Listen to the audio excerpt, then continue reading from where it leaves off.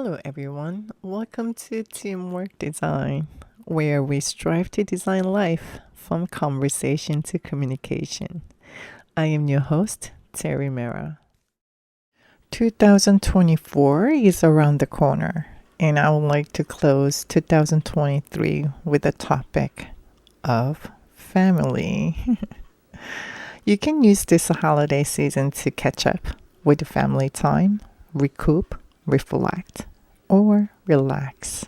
It is your choice, yet often we feel obligated to see our families and friends, right? That's why there's always like traveling stories during holidays. Because they are my parents, they are my brothers, sisters, mother, father. Even though you know the conflicts are waiting for that dynamic, while complaining about your loved ones, you still feel obligated and act as if you have no choice. So here you go. Sing the family. As long as you are enjoying the time with your family and friends, I have no objection.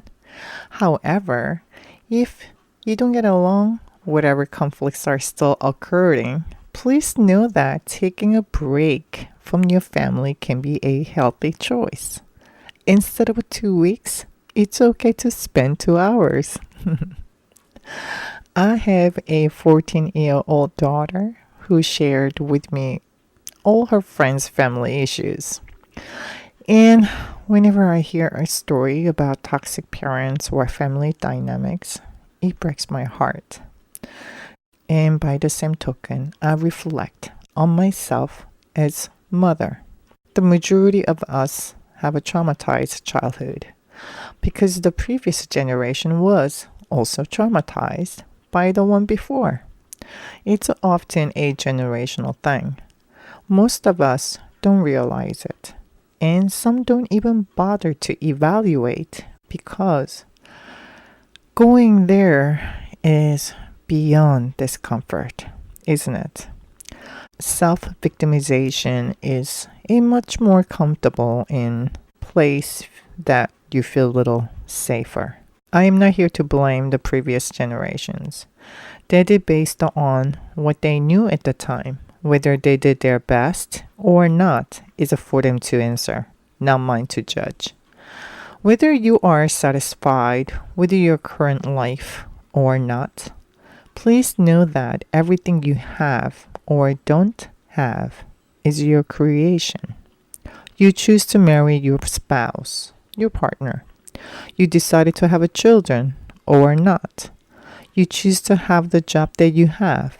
You have been determining decisions from insignificant to significant ones daily.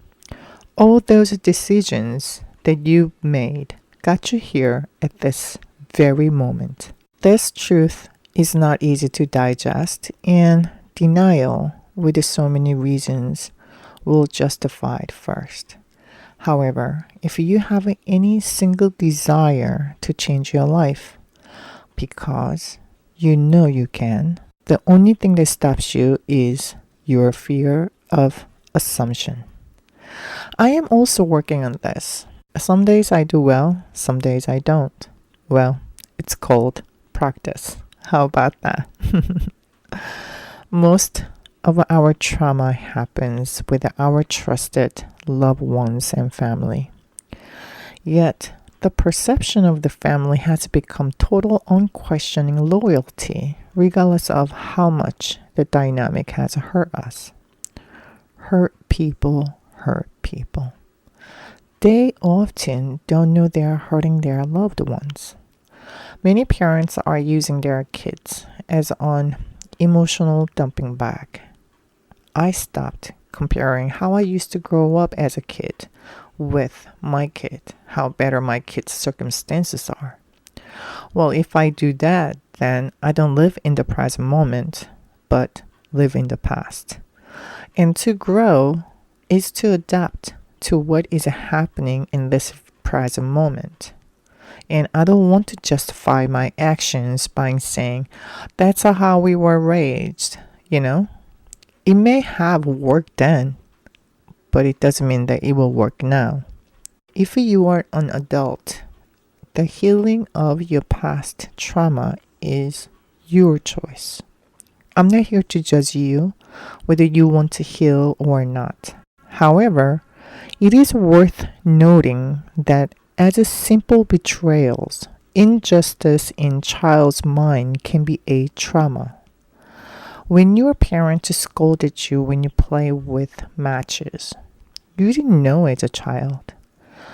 When your parents punished you, when you didn't understand what you did wrong, when your parents compared you with the other kids' achievements and questioned you, why can't you do the same? When your parents make any judgments about your looks, some of you may say we are getting soft. Well, I once thought that for a while, and I realized who we are to judge one's inner child's pain. Having a family is an honor. Having a child should be an abundance of love, not the weight that you are complaining to carry. The true challenge is how we can learn to love ourselves unconditionally when we were taught to love with the conditions. Would you love yourself if everything described by this society were removed from you? Relationship titles, job titles, achievements, incomes, material things, house, car, talents, and skills.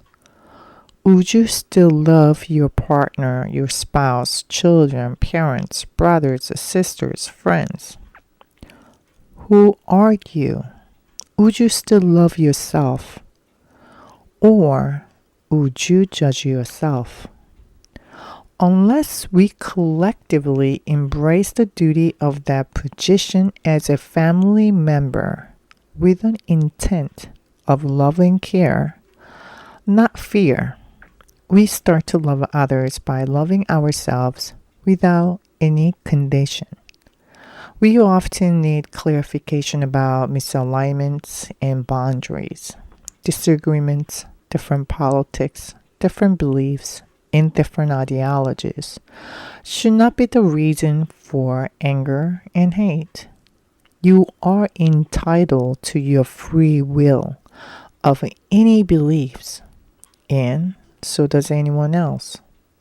Setting boundaries is a form of self-love and respect.